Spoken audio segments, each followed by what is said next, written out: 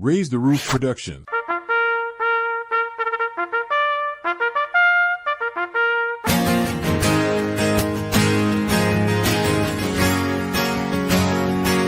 Well, you'll never know the heartache of looking a grown man in the eye, and he asks, am I gonna make it? And you've gotta lie. Well, they call me Doc, but I ain't got no degree. When shit hits the fan, they're calling for me.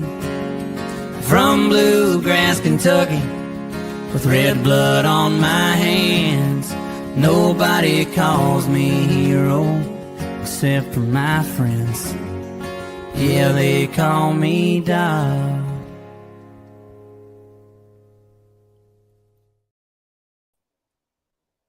Hello, brothers and sisters and American patriots. Welcome to another episode of Sick Call with Doc. I'm your host, Rod Doc Walbeck. Your other host, Joe Misfit Glenn. In the back, Brian Roof on the dials. Guys, I'm already got goosebumps, man, for this show. I think as veterans, we tend to stick to a lot of veteran-ism and veteran stuff a lot, you know? And we don't necessarily always look out there and know that there's other people from other things that have the same kind of trauma and the same kind of shit we've all dealt with. And we kind of lose track that, you know, all of us have that. So the reason we're really geeked today is, you know, there are first responders, police officers, there's the Homeland Security people, Border Patrol people, EMTs, nurses that work in hospitals, doctors that work in emergency rooms. You know, trauma is not it's not discriminatory. Yeah. So today we're proud to bring to all of our people a true community hero. You know, we serve our country. These guys serve their community. They serve, while we're gone, they're here trying to keep peace here. You know, I love to welcome to the show Law Enforcement Sergeant Jim Wilkins. Hey everybody, how you doing? And it's a first for Sick Call with Doc to have an in-studio guest. Yeah. So that's pretty cool. So a couple of firsts today, you know, someone from our civilian world that takes care of people here. When I talked to Jim, his story sounded so familiar to what we hear on Sick Call with Doc. These guys, yeah, they're there to enforce the law, but they see so much stuff, guys. Like it's a battlefield for them out there, you know, and they're just trying to do their jobs just like we were out there trying to do ours. So I'm glad you're here, brother. Oh, thanks for having me, brother. All right, I appreciate it. Yeah. So Sick Call with Doc goes like this. You can start talking about whatever you want. You can start, I don't care if you start as a child and go all the way out to where we are today. And in the end, tell us and our listeners how cannabis has put you on a new path and is helping you in your days today. All right, no problem. Well, I'll do it.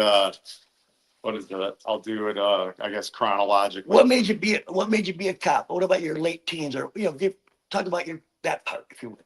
All right. So I was born in the city of Detroit, and grew up in Kalamazoo, Michigan. So my mom was an Irish immigrant, so I'm first generation American on her side of the family. You know, been back and forth to Ireland many times, you know, as a kid and to visit family and stuff. So, in any event, you know, my dad was Cherokee.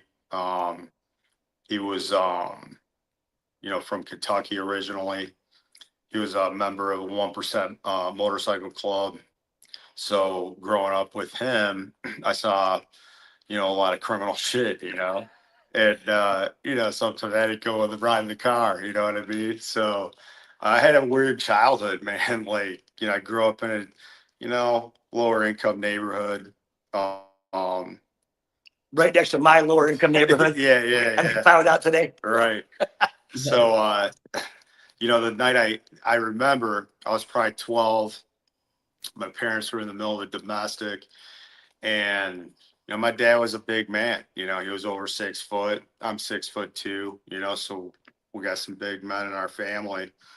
My mom was not, though. I mean, she was a tiny woman. Well, he threw down the stairs.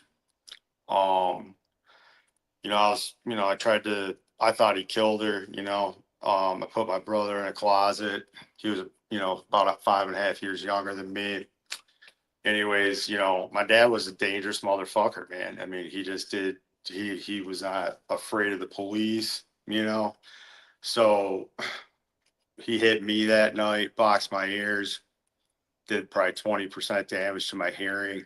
Well, the neighbors obviously called, the city police, and cop shows up, comes busting through the door, goes up the stairs, and comes down the stairs, ass over apple cart. Your dad did? No, my dad whooped this cop's ass. Oh. So then another cop shows up. They go up the stairs. They come tumbling down the stairs.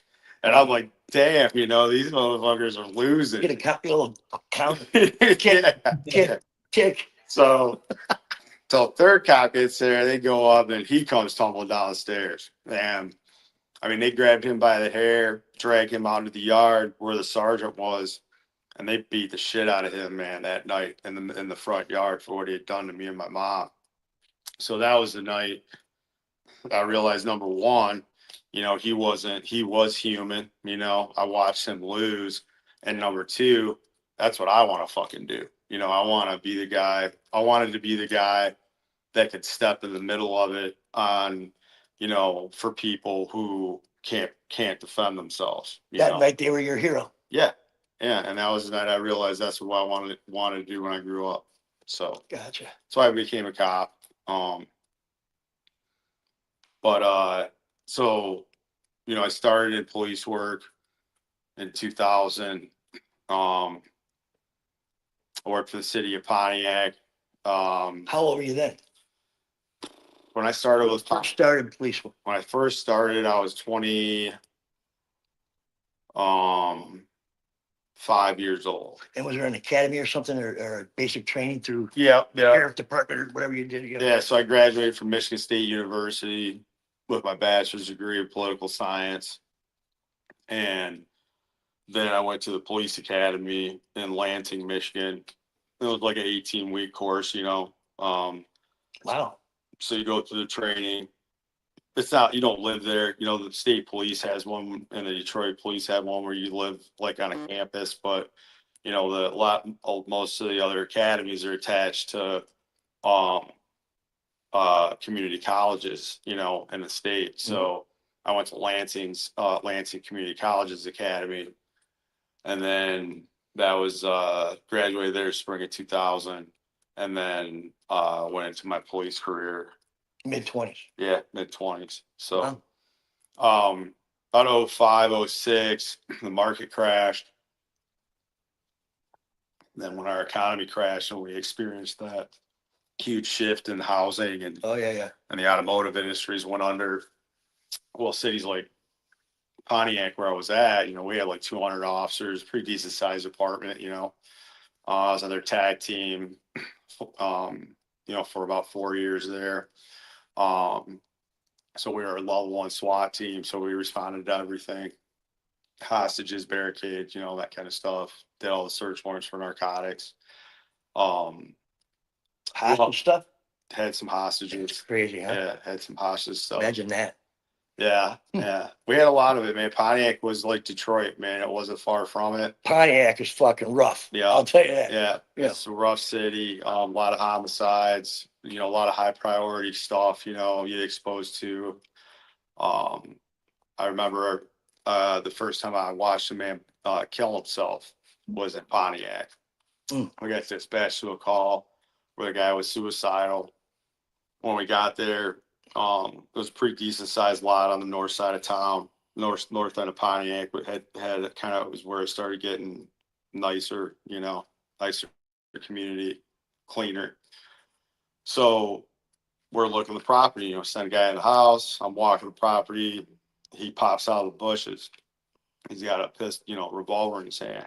So I drew my weapon, at the low ready, you know, because I didn't want to push that, you know, I didn't want to put, and then he kept telling me to shoot him. So I was like, yeah, so he's trying to get me to shoot him, you know?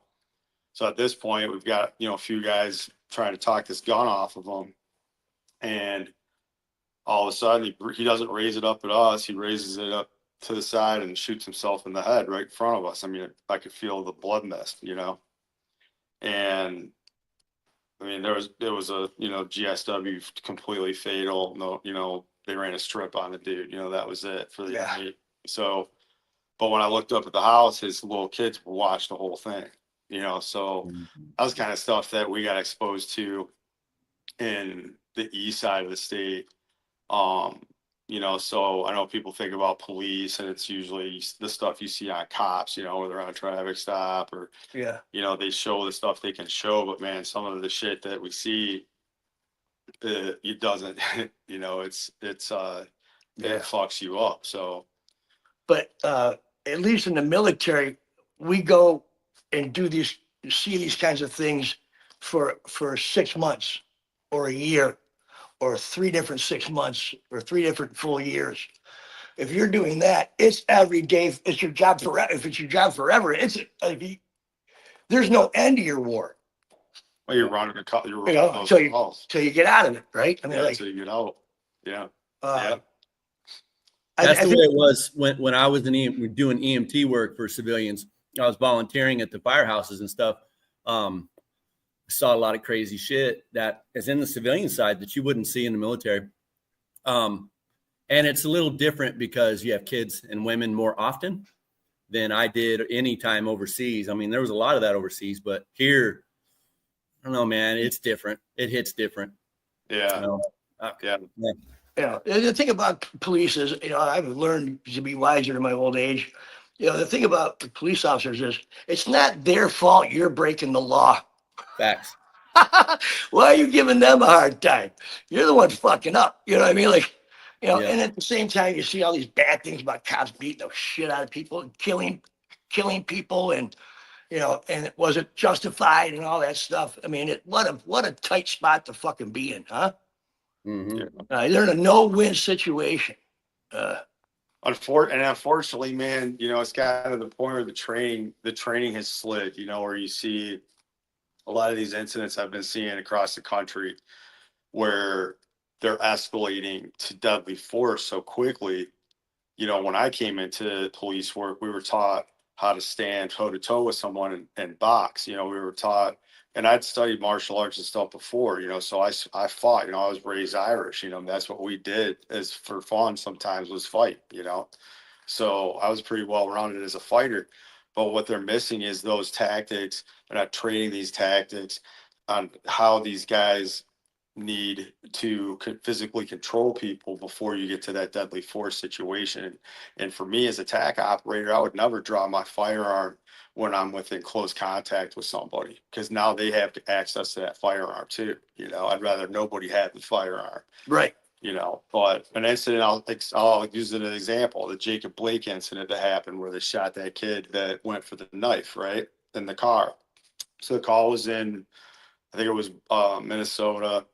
The call comes in, this lady calls in, the guy's there, he's got a warrant for his arrest for like a domestic third offense. He's got a no contact order to not even be over at this woman's house, right? So the cops show up 4 deep. He's out there, they're out there. So they confront him. You've got nothing to say to that dude at that point, except are you Jacob Blake? Yep, turn around, put your hands behind your back, you're under arrest, right? Because you already know the guy's got a warrant and he's violating a court order. Yeah.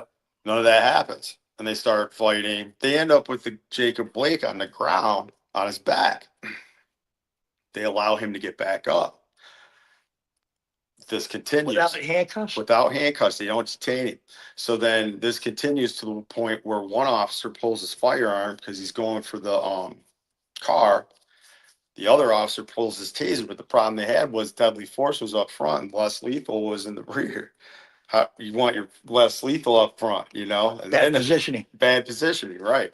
So then he goes to the car, arms himself with a knife at that point when they use deadly force. Well, that could have been avoided that deadly force situation could have been avoided with better training, right? With that knife one step towards you.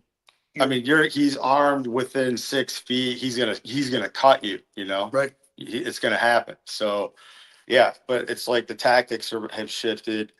When we went through this whole, DEI bullshit, that softened law enforcement, started with the demonization of law enforcement, the vilification, and I don't agree with some of the things that law enforcement does. I'm not saying that there's bad apples. There's bad players, just like anything else.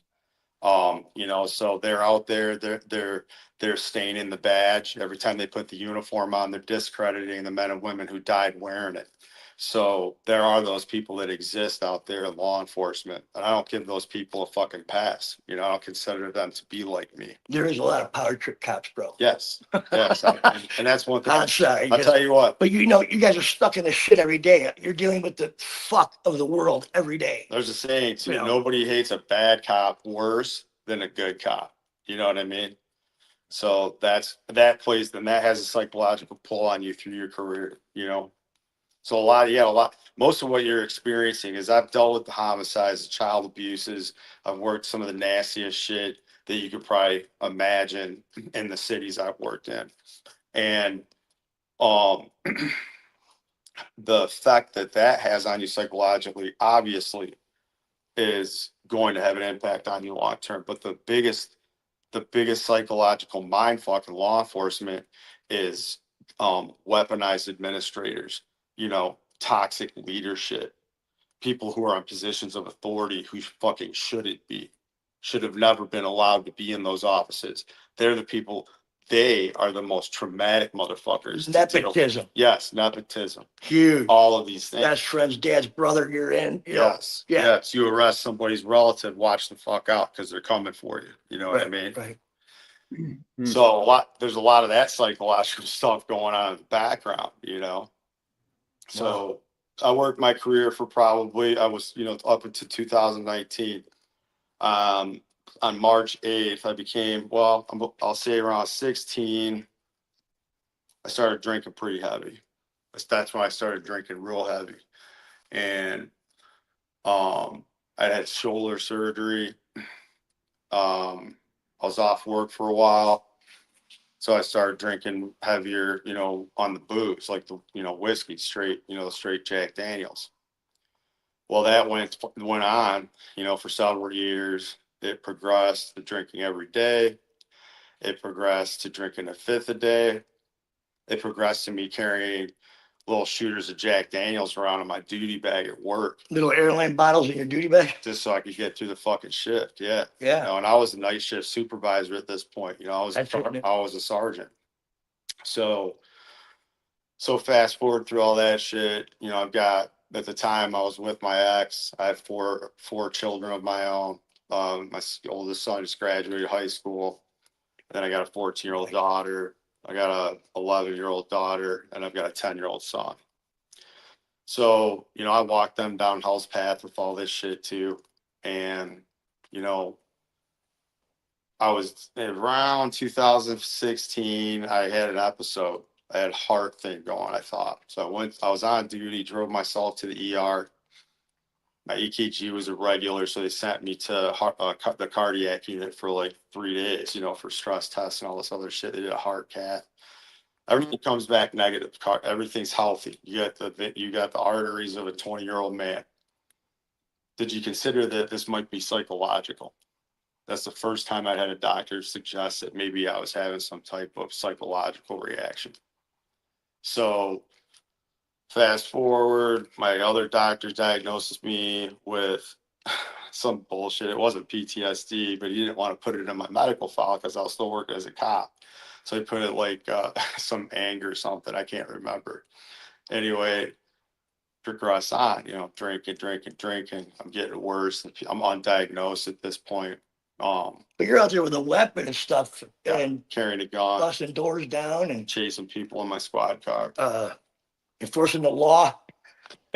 Enforcing the law. Probably doing a better job than the other cops were. Oh yeah. You're not the worst of the worst. Right. Yeah. So, in any event, man, I mean, shit, when the TAC world, they used to say on the SWAT team, like, if you could operate with 3 beers in you, then you weren't worth a fuck anyway, you know? Oh, So- that was in the core, it's in the mission statement, I guess. Yeah, so, Yeah, so, and so, and you touched on something. Veterans and law enforcement kind of have that same thing where our families take the worst of it. yeah, The people who love you the most is the ones that don't understand you. They don't know where you're coming from. They ain't seen any of that. Your children don't see none of that. They don't have no clue. They're watching Disney and, going to school and doing kid and I'm things. not talking about it with them, you know, because course it's not not. something they need to hear, you Not know? appropriate for their age, Yeah. So, but they don't understand why you're sunk in, Right. and unavailable emotionally, Mhm. That's the big one, not being there for them emotionally because you're not emotionally right. Right. That's the Right. real tough one, Yeah. That's a real good one.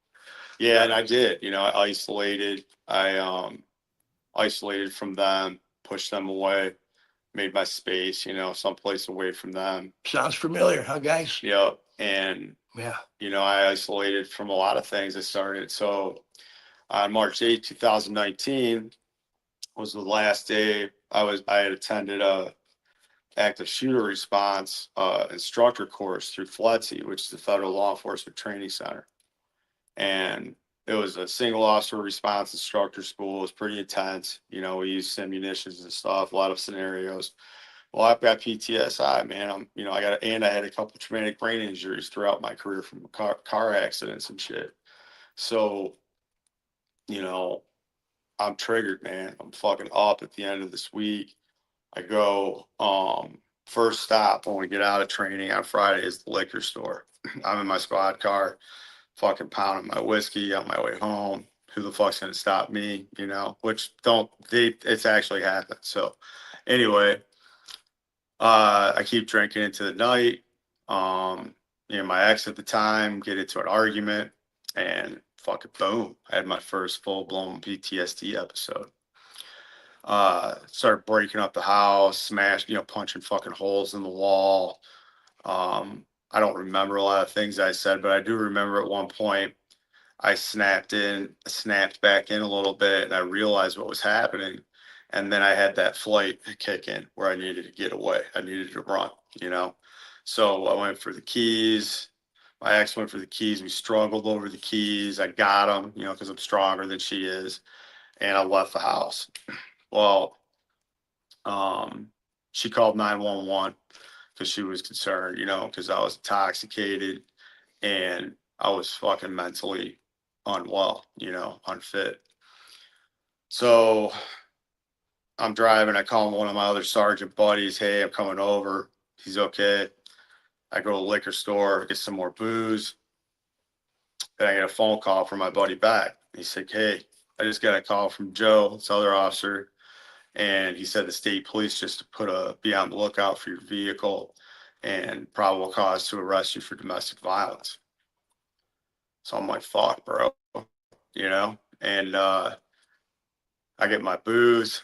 I'm driving down the freeway, waiting to get lit up. Got a gun in the car. So then I pull off at this exit. I got my pint. So my plan is I'm going to drink this pint down, and then I'm going to take that 1911 Colt. I'm going to blow my fucking head off in the car. So as I'm drinking the pint, and I start like, oh shit, maybe I shouldn't do it in the car. Maybe I should get out and shoot myself in the parking lot, because then at least there wouldn't be all this mess inside the car to clean up. My family could still use it, so that went through my head. So that's what I was going to do. Well, getting close to that bottle, man, and so I drink it. I reached for the 1911 and my cell phone rang. It was a friend of mine, Gerald. He was working that night. And he's like, man, you won't believe it. They just put a BOL out for this dude, the same name as you, and it drives the same car as you. He thought it was a joke, or just a coincidence, right? So I'm like, no, bro, it's me. And so he came and got me. He saved my fucking life, man. Like, that phone call saved my life, because I was reaching for that gun. And if that phone hadn't rang, I would have got got the gun and got out and did what I was going to do. I was committed. I was ready to do it. I was already being looked for. You know, I was already a criminal at this point in my mind. You know. Well, yeah, you're gonna get cuffed that day, no matter what. Well, I did, and I did. So, you know, I turned myself into jail. We went up to the shuttle station. State police came like 6 deep, intimidated by me, I guess. You know, probably for some good reasons. And told the fucking trooper, you know, everything that had happened. Some guys from my tag team showed up trying to fucking not let up the state police arrest me, because that's what those guys do, you know. And I ended up just fucking, you know, saying fuck it, handcuffed me, went to jail. Well, I told them I was suicidal. Live to fight another day, right? I told them I was suicidal, and I asked them to take me to the hospital, and that's it. That wasn't something that happened. So a lot of that shit they're talking about right now with law enforcement and how progressive departments are becoming, what they're doing is they're hiring a fucking in-house psychiatrist to come be a fucking snitch. So you go talk to the psychiatrist and you confide in them that you've got some kind of mental health thing going on. Guess who the fuck they're telling? They're telling the chief. And now you're fucked. You know what I'm saying? Now you're fucked. So that's why we had. Now you're an issue. Yeah. Right. Yeah. We heard about that. Yeah. That's not it. Yeah. So instead of hospital, they take me to jail. After I got out of jail, I had the domestic violence charge pending. It took me a year to fight it. You know, no criminal history, never been in trouble before. Did a good job as a cop, decorated in service. And they treated me worse than people that I'd seen that deserved to be treated that way, you know, 3-time, 4-time offenders and shit. So that changed my opinion of law enforcement a lot, because I felt like I've been betrayed. Lost faith in them. I lost faith in the brotherhood that they had fucking said that existed there, that I believed in. And, you know, the end of it, I realized that the thin blue line could be called the thin blue fucking lie. You know, It's pretty blurry. it's because it's real blurry. And if you're not one of these, you know, admin, you know, Sigma types, the alphas are outnumbered right now. So they're just getting eaten. You know what I mean? Yeah, let me back up for a second. So you're in the parking lot, right? You got your gun. Mm-hmm. You got a bottle. You've been a police officer for a number of years. Mm-hmm. You've done a ton of shit, and it's not unthinkable that other cops do drinking while they're doing their work. Huh? Happening right now. Bro. Yeah, of course. And then they bust you for a DUI. You know. Oh yeah. Yeah. Was it the embarrassment? Was it the lies? You constantly lying to you, because when you're a drinker, you lie. Yeah. Okay. Yeah. It just happens. Yeah. Was it the embarrassment of it all? Was it the feeling of worthlessness? What said to you, fuck all this, I got to get out of here? I was fired. That was the key. That That's was what the big happened. thing. So I went through this. I went to rehab for 30 days, got sober. I was so fucked up in rehab. I got to a fight like my first day in the fucking transition place. So they made me listed as like violent and aggressive. And then I started DTing, and I DT'd so hard that they put me on benzodiazepine because they thought I was going to fucking die, you know? And if people don't realize it, man, when you get to the point where you're drinking that heavily and you take it away, like you just take it away, the alcohol withdrawals are the most deadly withdrawal from any drug that you could put in your body. You have seizures if you cold turkey a lot. It can kill you. It can fucking kill you. So, so they had me on those benzos, and finally, you know, I stopped DTing maybe day 4, day 5. And that was when I started my recovery. You know, I had a solid, you know, therapist who was a former Navy SEAL, and he really helped me. He requested me, because I went to a first responder military vet dual diagnosis facility in Hollywood, Florida, down by Miami. So we had cops and firemen and military guys and all these fucking people from all over the country, you know, at this thing. And they were in our group. You know, we had groups where we'd go off and do our first responder military meeting, you know, sessions. And all of us were fucked up. We all had PTSD. We all had traumatic brain injuries, all this shit. You know, we were all Depression. I was diagnosed with clinical depression and with suicidal ideation. I also was diagnosed with trauma-induced amnesia. How about Explosive anger. Oh man, like from 0 to fucking 1,000. panic Yeah. attacks with your anxiety? Yep, I have anxiety. I have panic anxiety disorder. So, I get anxious. Like if I have to go out in public, my anxiety's up, man. I'm hyper vigilant. Even to this day, even to this fucking day. Mhm. Just, I've run into people at the grocery store who told me the next time they saw me, they were going to fucking kill me. I've had those experiences. So all that does is like reinforce the fact that you need to stay this fucking way. And what a lot of people don't understand is with hypervigilance, when a person becomes hypervigilant, it takes the brain almost 2 weeks to recover from that one episode of hypervigilance. Mhm. If you're out there doing these things every fucking night, and how I can't even tell you the last time I took 2 weeks off from work, my whole fucking 20 years, maybe when I had my kids, maybe, Like being in the shit constantly. and it constantly never fucking stops, and it penetrates every aspect of your life to where you don't trust people no more. You're fucking you end up only having friends who are fire, police, or EMTs. You don't fucking associate with anybody other than that because you don't trust them. Military too, you have them in your circles too, because shit in law enforcement, I mean, I'd probably say 50% of the guys I've worked with were former or current service members. You know what I mean? So, I mean, there's a lot of military doing those jobs too. So, that's why I was happy to take this opportunity to come out with Doc to be able to show that, the gap isn't really there, man. There's pretty much, Really. we're pretty much going through the same kind of shit. Mhm. Yeah. Yep. And similar patterns of things. Like I said, the trauma doesn't discriminate on anybody. Hey, look, guys, we're about halfway through. Why don't we take a quick minute? Because I thought of a great question to ask you, and maybe right after break would be perfect. And I already forgot it because I smoked some before we got started. So we'll figure it out. But let's take a break real quick. So Are you ready to be inspired by incredible stories of veterans, active duty military members, and first responders? Join Marine veteran Brian Roof on Every Days of Saturday USMC veteran as he dives deep into the lives of those who continue to make a difference. Hear firsthand experiences from front lines to civilian life. Discover the strength, resilience, and triumphs of our heroes. Gain valuable insights and practical advice for navigating life's transitions. With every episode, you'll be uplifted by stories of courage, determination, and hope. This is more than just a podcast. It's a community where every day feels like a Saturday. Subscribe now on Spotify, Apple Podcasts, or wherever you listen to your favorite shows. Don't miss out on these powerful conversations that will leave you inspired and motivate us. Let's go.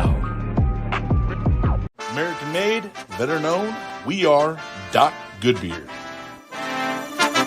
It's more than just looking good. When it comes to your beard, we believe you can have it all. Thoughtfully designed, unique fragrances, and affordable prices. We strive to provide a line of uniquely scented balms and oils that you won't find in other products. Come on, rock with Doc, and remember, it's all about the beard, man. So what do you say? Let's take that average beard and make it badass. Go to docbeard.com.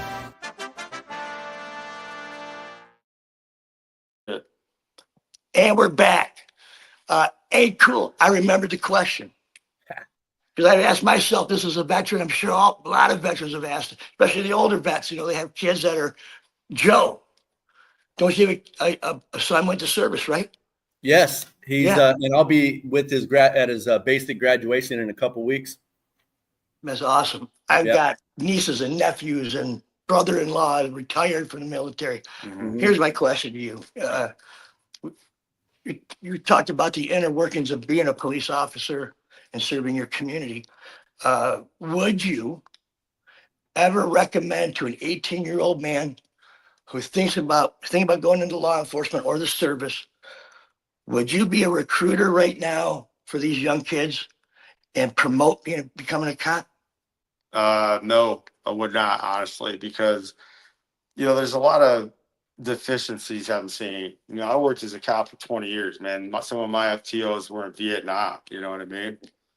Field training officers. So I mean, those guys had a better balance of things. Like when I got into law enforcement, it was more emphasized there's the spirit of the law versus the letter of the law. So sometimes maybe the letter of the law isn't going to serve the spirit of justice. You know what I mean? So sometimes maybe taking a court action that you might be able to take against somebody isn't necessarily justice, you know? So that gave the officers the discretion to say, okay, hey, Human? yeah, to be a human being, right? You know, but what happens is the state, especially in the state of Michigan, man, it's really gotten bad here, as far as I can tell. You know, because actually on my platform, you can find me on Facebook as retired Sergeant Jim Wilkins, or I have another page as Walking Wounded Project 462, where we talk a lot about law enforcement related, you know, mental health things, events that have happened, those types of things too. So in any event, you know, what was I saying there? I just lost my train of thought. I don't know. I lost my train of thought. Oh yeah, the training. Correct. So, you know, I'm watching this, these things going down. Should be a water right there in front for you. Sorry, guys. No, you're fine. You know, I'm watching how a lot of these incidents are transpiring, and I'm seeing like how would my crew of guys handled that? You know, I think it would have went differently. I don't think, you know, some of these things would be escalating as far, if the attack on law enforcement hadn't happened, you know, from happening since what, you know, 2008, you know, Yeah. through, you know, the break, you know, in between DJT's, you know, terms. I mean, that impacted recruiting. So now you're forcing these agencies to have to hire people that they otherwise wouldn't even have looked at Just to get their numbers. just to get their numbers. Right. Now you're hiring people that maybe should be having that power, because police officer in this country has the ultimate power on the street. You can take a person's freedom, you can take a person's property, and you can take their life if it rises to that. So that's a lot of power to give to one human being. Yeah. Or several human beings. You want people who are going to think practically, they're going to fall back on their training, and they're going to look at the totality of the circumstance. You know what I mean? Not going there bullying your way in there, telling people what they're going to do and talking to them bad. You wouldn't want somebody talking to your family like that. Right. And that's how, you know, towards the end, throughout my career, I became a field training officer, and I emphasized those values. That's what I want to see out of you. And I'm not going to tell you the answer on stuff. I'm going to let you make your own decision. You know, sometimes taking a guy to jail for drunk driving when he's a block from his house isn't justice. You know what I mean? Well, how far do you drive? I don't know. Yeah. But, you know, I think these things, it says in the law that an officer may do some of these things. And I think we need to get back to letting that officer feel comfortable being a human being and making a decision that might not necessarily be under the criminal code. You know what I mean? You don't want a robot. You don't want people just out there following policy and procedure. You want people to be human beings, you know? When I was a kid, we were taught by my father, I was taught by my father to respect and do what a police officer tells you. And you say, yes, sir, no, ma'am. Right. You be respectful to them. But back then, cops kind of earned it.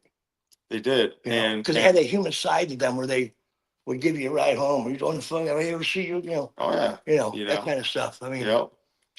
you know, so I don't know. You're You're in a bad spot no matter what. Well, the problem. Every direction is bad. Where's good, Harden?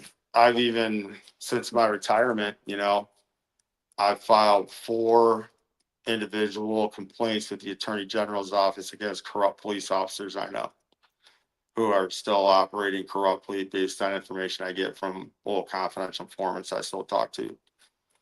So in my retirement, I'm taking a proactive approach to take, you know, okay, if nobody's talking about it and you have a community or a county where it's corrupted to its core, there's no recourse there. The only recourse is for citizens to start reporting it to the Attorney General.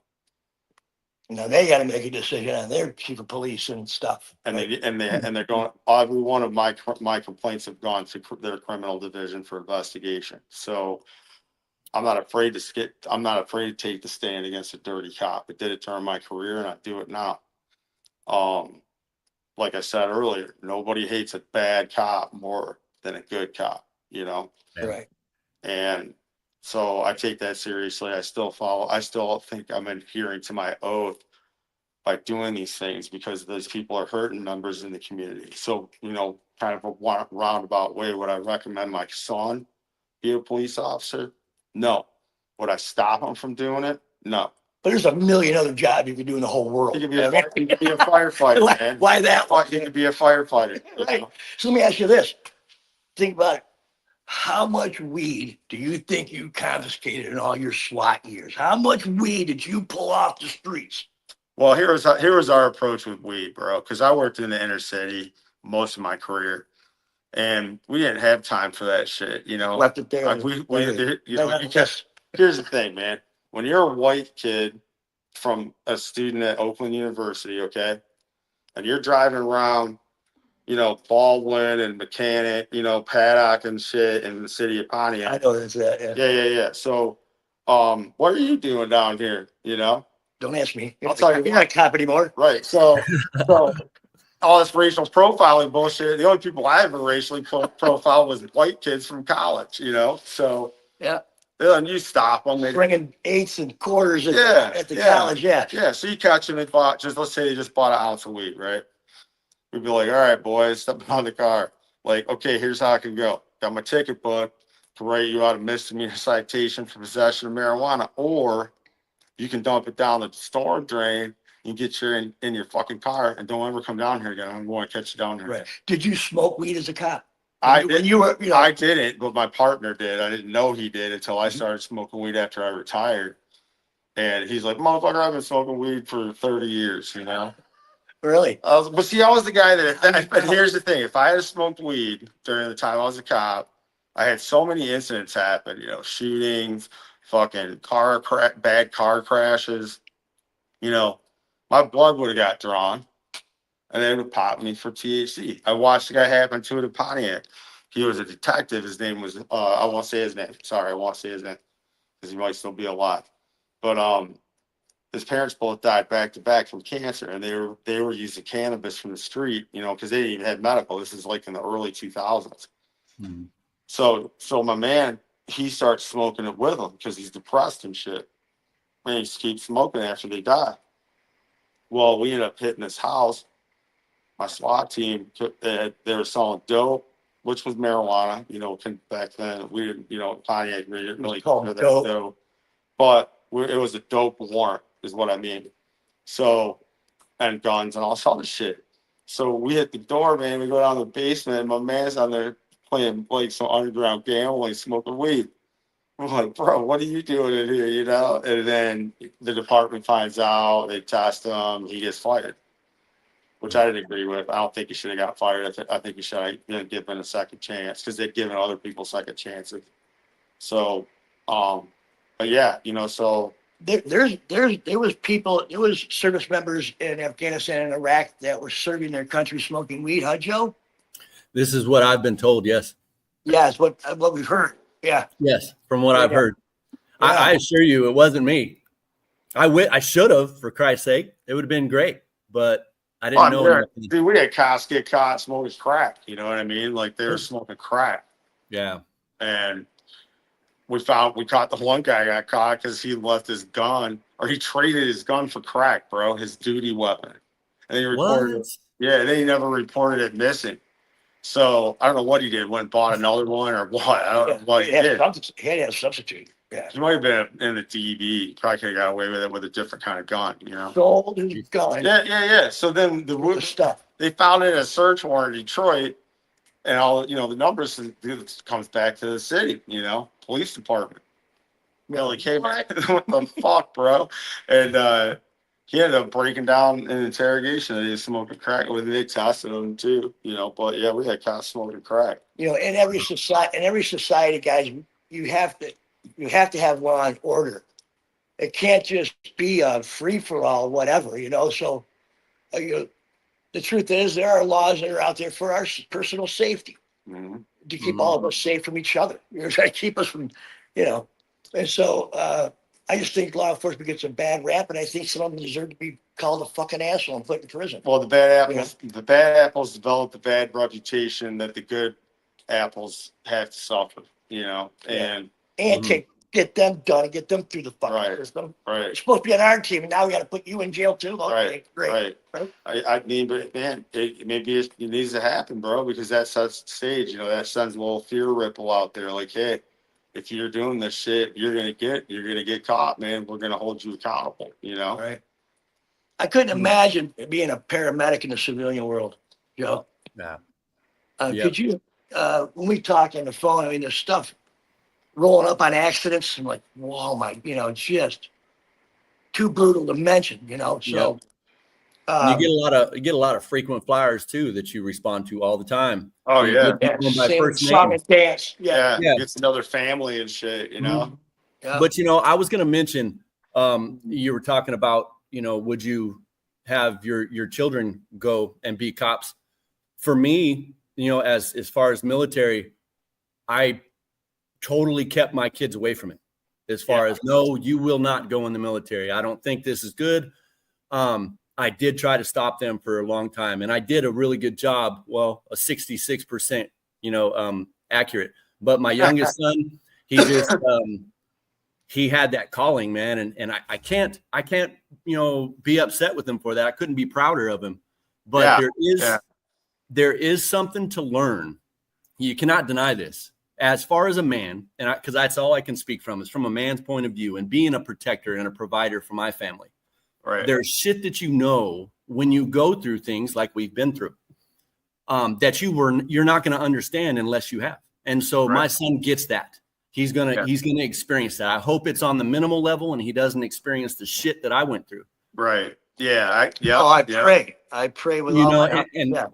But I know he's strong enough. I have let him know what to start expecting, and it's going to be a fucking good one too. It's when it catches him, it'll happen to him. Yeah. But I'm here for him, and that's something I didn't have. And he's got you with him there. He's got you with him there, bro. Right. Absolutely. And so his raising plus me being here now, he's going to be just fine, man. Right. Yeah. Yeah, I agree with that, because my kids have a lot of skill and that other kids don't, like I hand my kid my, P220 SIG, and he'll check it, to make sure it's safe. You know what I mean? Mm-hmm. Yeah. But judge is a lot safer than cop. I'd push him towards being a judge or anything other than in harm's way. I don't know. Being a cop, I can say, because I navigated that world, bro. You had the dirty cops. You knew which guys to stay away from. You know which guys you didn't want on your calls, Right. And, but, I navigated that, and I was, but it affected me, the trauma on the street plus the trauma of toxic leadership, which a lot of people don't think about. It's there. It's a thing. Yeah. So, and, my son is my son. I mean, I can't deny the kid, so, I mean, I wouldn't push him that way, like that. But if he ended up that way, I would give him all the tools I could give him to make it, make him be successful, Yeah. And I showed up to the recruiters with him, made sure that he was getting what he was supposed to be getting, because I wasn't playing that game with him, but so I did everything I possibly could to make sure he has a smooth sailing. All he's got to do is perform. And I have no doubt he will. Do you remember his recruiter's name? I know, but I know where he is and what he looks like. Hey, but he was a big boy, man. So I got to think extra hard on that one. Yeah. Go for the knees. Yeah. Go for the knees. I just hope he did Doc's kid good. You know what I mean? Oh, he did, man. He did. My son, man, he wanted the simple shit. He wanted to go infantry and get beat up. Of course, he's talking special forces and ranger. And I said, son, become an infantryman first. Yeah. That shit will come if it comes, man. But don't put all your eggs in that basket, because it'll get ripped right out of your hand, just like it did with me. Right. He's got a lot of left rights before all that happens. Left, right. Yeah. A lot of that before all that's going to happen for him. Yeah, for sure. Yeah. But he's a PT stud too, so he's got that going too. Good. Yeah. Having Jim on is definitely, and talking with you on the phone, has helped bridge that gap for me. Mm-hmm. That we forget that there's whole other communities that have the mental health issues from seeing the things they see and trying to process that stuff, and then having a normal life. Yeah. What's that? Yeah. Have a normal life with kids and family and all that. I'm glad you had the courage to come on. Yeah. Uh, Yeah. man. Because you know, you don't want to talk about the dark sides of your life, you know. And like I was saying, my mom's husband, my stepdad was LAPD SWAT.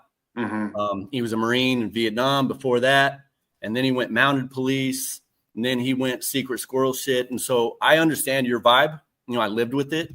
Yeah. And it also comes to, that is why I am who I am, the way I am. I treat everybody needs to have this kind of empathy towards their life, because I guess a cashier ain't going to see some shit we've seen, but either way, man, be kind, be loving. But I do understand your kind of story, man. And I appreciate you coming on here. It ain't easy. There's many times when I talked him down from getting some lead therapy, if you understand me. Yeah.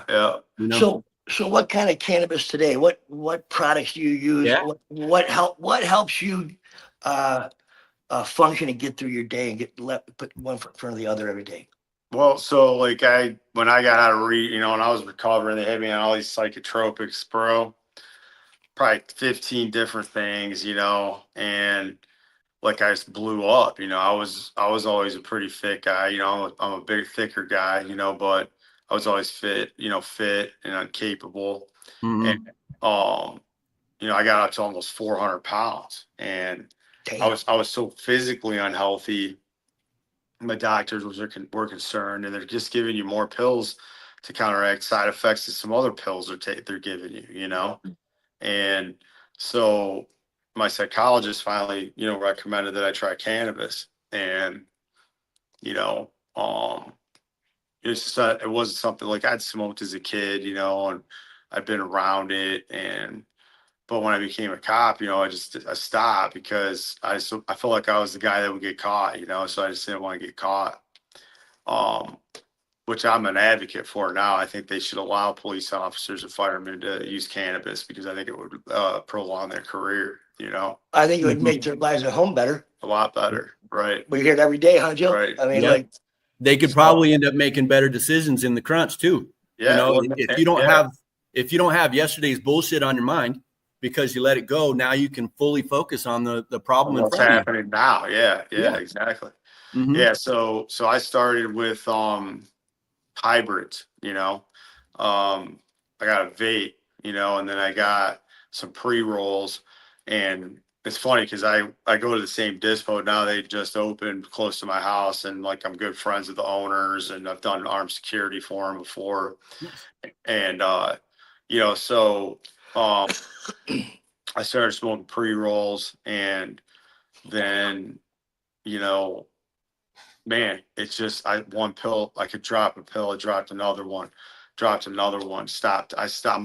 I'm off all that shit now, bro. Not none of that shit. you wean down like we talk about. And now I'm back down to like 230, where I should be, and so marijuana just gave me the natural fix for my PTSD, man. Like, when I have an anxious day, or I still get these anger waves, bro, like they just hit me.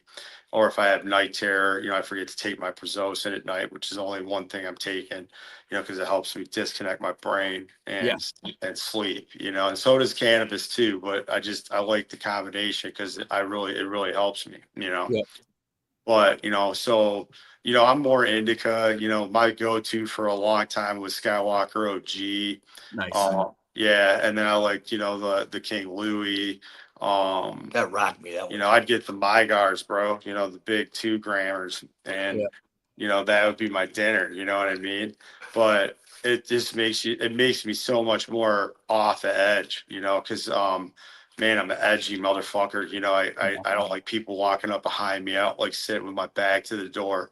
And, cannabis has helped me kind of be able to, kind of deal with that shit in a better way, or, compensate for it, so I'm not always like, I'm not fucking paranoid, I'm not paranoid, Right. Cannabis allows you to be, I think, more caring, more empathetic. Yeah, I agree. It hits you different. it allows you to be that way and be vulnerable. I think, and more of a pleasure to be around. What would you rather be around, a drunk or a weed dude? Oh man, Right. drunks are so on. Come on. You know? Hey, so Drunks are have dangerous. you tried edibles? Yep. You Yep. do edibles? Do you? What kind? Nice. So I do gummies. I get the True North gummies, like 200 milligram bag. You know, I'll eat a whole fucking bag, bro. Like I'll just eat them.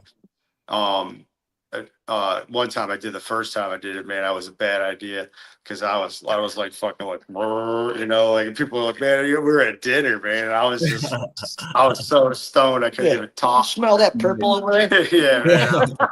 They're like, all right, man. I was like for like maybe 25 minutes, just like Psychedelic. at the table, yeah, you know. Well, But, my next question, I'd like to know if you had thought about or have tried mushrooms. I've actually been researching that, you know, because like I was researching some other stuff. Like there's a drug out there, there's a root called ibogaine, and it grows only in one place in the world, in Africa, only in that one place. And so these people have been using it for years. And now, you know, I was watching a Sean Ryan and I think Joe Rogan podcast. They were talking about the ibogaine studies, and it's supposed to be like I guess Ryan did it, and he said it like changed his whole fucking, like he doesn't even crave alcohol. Like it helps like reset your fucking brain. Yeah. So I've been looking into that, but I've also been, you know, that's going to be, you can't even get it in the States. It's fucking scheduled, you know? So obviously it's going to help us. It's scheduled, you know? Right. So with the mushrooms that I'm talking about, it's not just psilocybin, you know, or the magic mushrooms. We're talking about reishi. We're talking about cordyceps. We're talking about a whole bunch of the stuff you'd put on your steak, man. Oh, okay. And these things are doing wonders for your mind and your body. I'm telling you, I'm actually in a program right now. So is my wife. My 2 autistic children are about to start one. I have some information for you that I will get out to you. I'd really like you to check this out. And it comes with a number for my buddy to talk to you to get you specifically what you're looking for, whether it's just calming yourself down, thinking clearly during the day. It's not like you're high. Right. It's just you're better. Yeah. I'm telling you, that's why I've been pushing mushrooms and roots.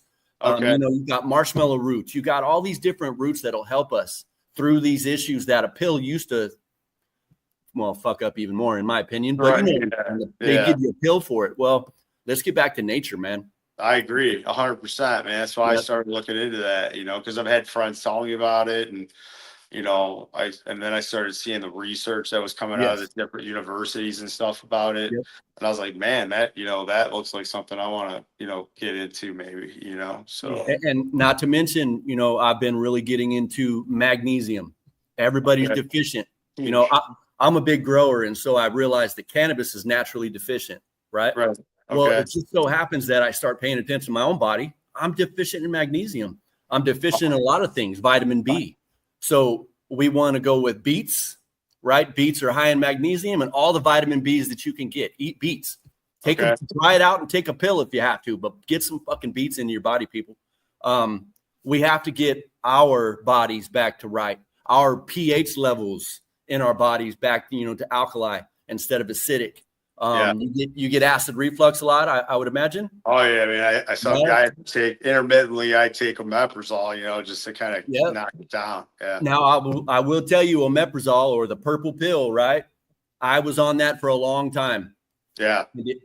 That was the last pill that I gave up. I don't know, 8 years ago, because it was almost killing me. Really? Yeah. Yeah. I've read that. That's kind of why I stopped taking it. Exactly. And I've been trying to switch to, like, my girlfriend just you know, gives me baking soda and water, you know, and that has more, you know, it works just as well in the moment. So I brush my teeth with baking soda. Yeah. Right. And so it helps. It brings your body pH up. Anyway, these are the things that we need to be concentrating, not another fucking pill. And I'm so happy that you were off your shit, minus that one. Yeah. I feel so much better, man. Weaned down, did it the right way. Better, closer to the best right way. Yes. And, you know, coming on here, man, I really appreciate you coming on here and sharing your story with a bunch of veterans. I know that could be a little bit of a mind fuck, but I promise you, man, you are welcome here just as much as any other veteran in my book. Oh, thanks, brother. I appreciate it. My grandfather was a Ranger in World War II, so he was at Omaha. So I've got, military in my family, and a lot of my friends. I lost two of my real close friends in Afghanistan. Some years back, but so I've always had a deep connection to the military, especially my grandfather. I really respected him. So Yep. If you're not a veteran in this country, you love one. yep. Guaranteed. Guaranteed. Brother, thank you. Yeah. Well, thanks for having me. So awesome, man. Appreciate it. Yeah. Very cool. Yep. Yeah, man. All right, man. Let's cut it. Everybody, thank you for showing up. Thank you for sharing. Thank you for being so supportive with Sitcom with Doc. Next time you see a law enforcement officer out there, say, hey, how you having a good day today? Yeah, man. Show some love, man. They're in a bad fucking spot, and they have just as much stuff as we do, man. It's incredible similarities. Even how things work was so similar. And yeah. Hey, thank you, Jim. It was a pleasure meeting you. Nice to meet you too. Nice to meet you guys too. Take care. Thank you for watching. Please like and subscribe.